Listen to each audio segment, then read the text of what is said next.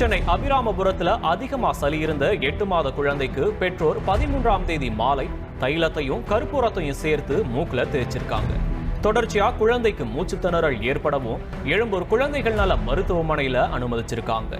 காலையில குழந்தை சிகிச்சை பலனின்றி உயிரிழந்திருக்கு. இதே மாதிரி குழந்தைக்கு உடம்பு சரியில்லைனா கற்பூரம் தைக்கிற பழக்கம் இருந்துச்சுன்னா இந்த வீடியோ உங்களுக்கு தான். ஃபுல் கேஸ் ஹிஸ்ட்ரி தெரியாமல் இறப்புக்கான காரணம் நம்ம சொல்ல முடியாது. பட் கற்பூரம் நல்லதா கெட்டதா, சின்ன குழந்தைங்களுக்கு யூஸ் பண்ணலாமா பண்ணக்கூடாதாங்கிறத இந்த வீடியோவில் பார்க்கலாம்.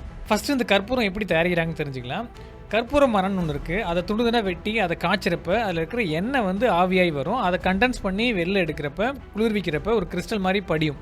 அந்த கிறிஸ்டல் தான் கற்பூரம்னு சொல்லுவோம். ஆனால் இப்போ நீங்கள் மார்க்கெட்டில் பார்க்குற பெரும்பாலான கற்பூரம் எல்லாமே அப்படி பண்ணுறதில்ல. சிந்தட்டிக்காக டர்பன்டைன் ஆயிலிருந்து கெமிக்கல் ப்ராசஸ் உட்படுத்தி பண்ணுவாங்க. இது ரொம்ப ஸ்ட்ராங்கான ஸ்மெல் இருக்கிறதால காலங்காலமாக இதை மக்கள் பயன்படுத்தியிருக்காங்க. கோல்டுக்கு, ஜாயின்ட் பெயினுக்குலாம் பயன்படுத்தியிருக்காங்க. இப்போ ரீசெண்டாக அதை பற்றி நிறைய ஆராய்ச்சி பண்ணி இண்டஸ்ட்ரீஸில் நிறைய இடத்துல அது யூஸ் ஆகுதுன்னு கண்டுபிடிச்சிருக்காங்க. பிளாஸ்டிக் உற்பத்திக்கு பயன்படுத்துகிறாங்க, செல்லுலாய்டு உற்பத்திக்கு பயன்படுத்துகிறாங்க, டெக்ஸ்டைல் உற்பத்தியில் பயன்படுத்துகிறாங்க, வெடிமருந்து தயாரிப்பில் பயன்படுத்துகிறாங்க. இப்போ மார்க்கெட்டில் இருக்கிற காமன் கோல்டுக்கு, வலிக்கு இருக்கிற எண்ணெயில், தைலத்தில் பார்த்தீங்கன்னா இந்த கற்பூரம் யூஸ் பண்ணுறாங்க.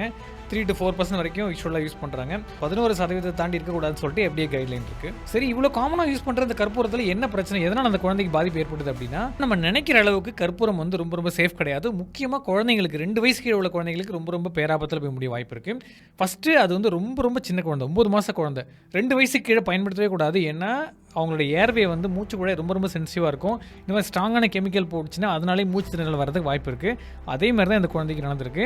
அது மட்டும் இல்லாமல் விக்ஸில் ஆல்ரெடி வந்து கற்பூரம் இருக்குது, 3 to 4% இருக்கும். அது இல்லாமல் இந்த அம்மா வந்து கற்பூரம் வெளில வாங்கி அது கூட சேர்த்து வந்து தேய்ச்சிருக்காங்க.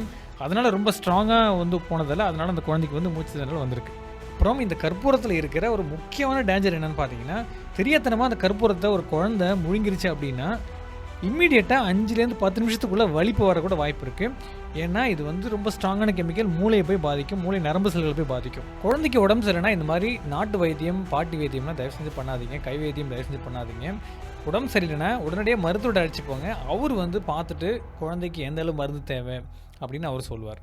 உங்களுக்கு தெரிஞ்சவங்க இந்த மாதிரி குழந்தைங்களுக்கு தைலம் தடவுற பழக்கம் இருந்துச்சுன்னா அவங்களுக்கு இந்த வீடியோவை ஷேர் பண்ணிவிடுங்க.